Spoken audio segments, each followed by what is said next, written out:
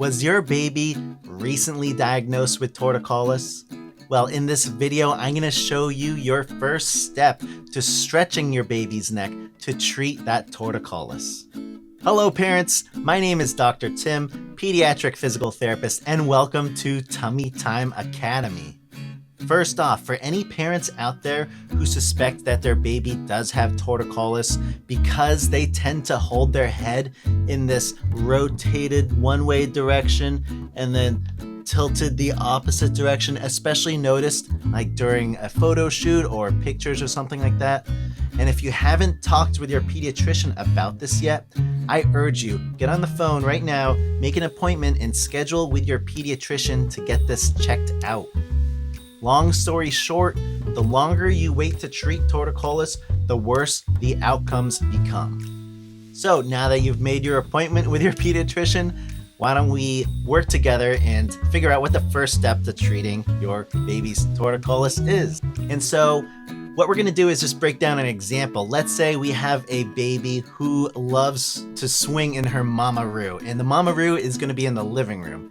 And she has one fascination in the world, and that's looking at the ceiling fan. They love the ceiling fan so much, it's like, we put our face in front of theirs and they're just trying to squirm their way, trying to look past it, and they're shouting inside, "Hey, mister, down in front, get out of my way, I'm trying to look at the ceiling fan." But the point being is that the mama-roo in the living room is positioned in such a way where the ceiling fan is encouraging them to rotate their head one way like this and then tilt the opposite way. And if she tends to keep her head in that direction, then that may be just one of the causes that's contributing to the torticollis. So the first step is simple. It's to rearrange the furniture. How about we take the mama-roo, put it over a little bit in the living room, so then baby now has to look towards the left and then side tilt the other direction, giving themselves their own neck stretch in the muscle in question called the sternocleidoid mastoid. So what you're going to do is make a list. I want you to make a list of 4, 5, maybe it's like 6 places that your baby spends the majority of their day. And in each of those places, figure out what it is that they're looking at. Are they looking at you? Are they looking at the window? Maybe they're looking at their brothers and sisters, or maybe it's that ceiling fan that these kids just seem to be so addicted about. And when you're imagining them lying there, looking at whatever they're looking at, think about what direction is their head tilted. Are they tilted one way and are they rotated the opposite way, the same position that they tend to hold their head in? That may just be contributing to their torticollis. So get creative and brainstorm ways that you can rearrange the furniture to get them to look in the opposite direction that they typically look in. So I want to share with you some common places or ideas that the families that I've worked with personally have came up with and adjusted. So the first one is, let's say you have a Dodge Caravan and maybe the car seat, a rear facing car seat's behind the driver's side. So if it's rear, driver's side in America is on the left. So they would be looking out the window, if they love that, towards the right.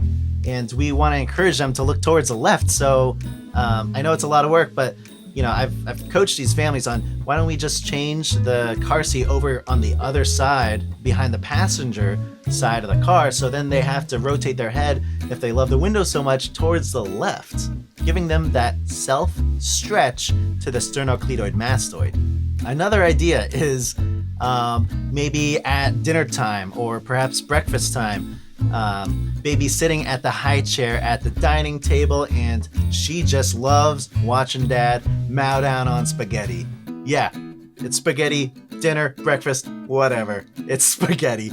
But when they're looking at dad mow down on this food, their head's rotated always one way, watching him chew and being like, man, why can't I have some of that yet? You know what I'm saying? You seen that stare? And so the family brainstormed, okay, why don't I just position myself on the other side of her, or even like move the high chair on the other side of the table. So now they have to look over towards the right again, to stretch their own neck by themselves while they're watching me eat my spaghetti. And that is the first step to stretching your baby's neck to treat torticollis. Maybe I should rephrase this. This is the first step for your baby to stretch their own neck to treat torticollis. Now, this is one part of a 4-part series that I'm going to be publishing here on YouTube. And the next video is going to be much more involved or much more difficult than what the things I recommended in this video are. What I'm going to be going over is some more passive range of motion techniques is what it's called, but it's really just hands-on stretching and ways that you can hold your baby to encourage them to stretch out that sternocleidoid mastoid, okay? So make sure to smash that like, smash that subscribe button, and stay tuned to that video. Now, more often than not, children with torticollis or any tightness in their neck typically have a difficult time with tummy time. And if you find that this describes your baby or yourself, your child just really does not like tummy time and it's just like, I don't know what to do, man. I've been trying so many different things. I encourage you, watch my video right here. I break down some math. I'll admit I get a little bit nerdy about tummy time, but that's just me. And you'll come out of it with some really helpful techniques, and I think that these techniques will help you and your child make it through tummy time to make it more enjoyable.